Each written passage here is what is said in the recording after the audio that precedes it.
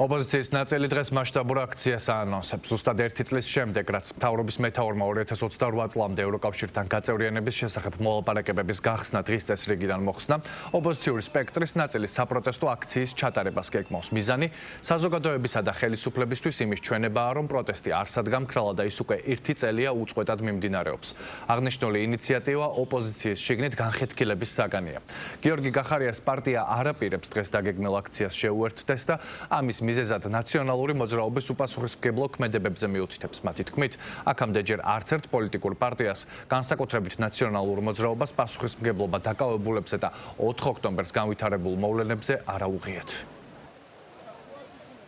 ძალიან მნიშვნელოვანია, როდესაც 1 წელი გავიდა იმის შემდგომ, რაც აბსოლუტურად სხვა ფაზაში გადავიდა ქართული ხალხის ბრძოლა ტირანიის წინააღმდეგ, კიდევ ერთხელ ვაჩვენოთ პირველ რიგში, რა თქმა უნდა, ჩვენ ქვეყანას ვაჩვენოთ ასევე საერთაშორისო საზოგადოებასაც, თელესოფლიოსაც, რომ პროტესტი გრძელდება გამარჯვებამდე, ბოლომდე ნიშნავს გამარჯვებამდე პროტესტს. ეს არის უპრეცედენტო პროტესტი ჩვენი ქვეყნის ისტორიაში, უწყვეტი პროტესტი, მიუხედავად იმისა, რომ უპრეცედენტო იყო მათ შორის რეპრესიები, რომელიც განხორციელდა ამ წლის მანძილზე, მაინც არ გაწყდა ხალხი, მაინც აგრძელებს პროტესტს, მაინც ათასობით ადამიანი იკრიბება ყოველდღე რუსთაველზე და რა თქმა უნდა დღეს უნდა ვიყოთ ძალიან ბევრი და დარწმუნებული რომ ასეც იქნება. მას შემდეგ, რაც დავინახეთ, რომ ამ აქციის და ზოგადად ამ პროტესტის გამოყენება დაიწყეს სრულიად არაკეთილშობილური მიზნებისთვის გარკვეულმა პოლიტიკურმა ძალებმა, რაც მერე დაგვირგვინდა 4 ოქტომბრის სრულიად უპასუხისმგებლო პროვოკაციით, ჩვენ ამ პროცესს გავემეჩნეთ. ეს არის ძალიან მკაფიო ჩვენი მხრიდან. ნაციონალურ მოძრაობას, რომ ელემენტარული პოლიტიკური პასუხისმგებლობა ჰქონდეს, ის 4 ოქტომბრის შემდეგ საერთოდ აღარ გაეკარებოდა ამ პროცესს. იმიტომ რომ მას უნდა ესმოდეს, რომ მისი იქ ყოფნით და მათ შორის მით უფრო ორგანიზებაზე რაღაცა პასუხისმგებლობის აღებით ის საქართველოს ევროპულ მომავალს კი არ აძლიერებს და მშვიდობიან პროტესტს კი არ აძლიერებს, პირიქით ასუსტებს და ჩვენ არ გვინდა ამ პროცესის ნაწილი ვიყოთ. 28 ნოემბერი არის სიმბოლური თარიღი. გასულ წელს ირაკლი კობახიძემ პრაქტიკულად გამოუცხადა საზოგადოებას, რომ საზოგადოების ნების საწინააღმდეგოდ საქართველოს ევროინტეგრაციის პროცესი არის შეჩერებული.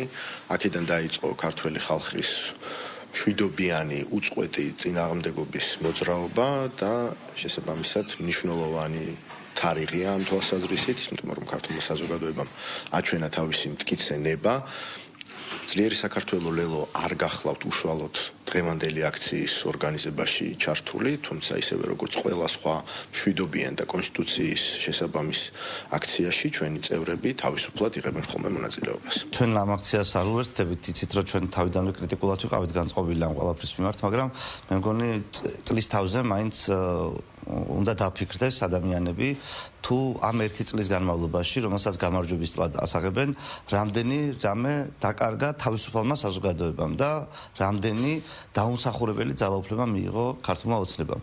და მომავალში მაინც ვურჩევდი, რომ მომავალში მაინც არ დაუჯერონ იმათ, ვისაც აქამდე უჯერებდნენ ეს ადამიანები. რეალური მხარდაჭერა არ გააჩნია რადიკალურ ოპოზიციას, ეს ჩანს პრაქტიკულად ყოველ დღე, მაშინ როდესაც ერთი მუჭა ადამიანები ცდილობენ შექმნან იმისი ილუზია, თითქოს რაღაცა საზოგადოება ხელისუფლებასთან არის დაპირისპირებული.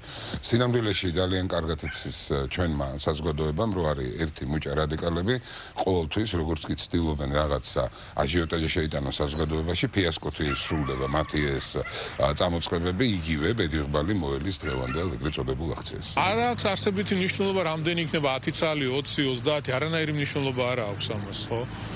ისინი არიან უმცირესობაში, ეს არის მოცემულობა, ქართველმა ხალხმა მათ საპარლამენტო არჩევნებზე უთხრა არა და ქართველმა ხალხმა ადგილობრივი თვითმმართველობის არჩევნებზე უთხრა არა. აი ეს არის მოცემულობა და ეხლა ვიღაცა არის უმცირესობაში და ძალით უნდა რაღაცეები გადაალაგოს, არ გამოვა. არსებობს კონსტიტუცია, არსებობს კანონი, ვინც კანონის წინააღმდეგ წავა, ამას მოყვება შესაბამისი რეაგირება.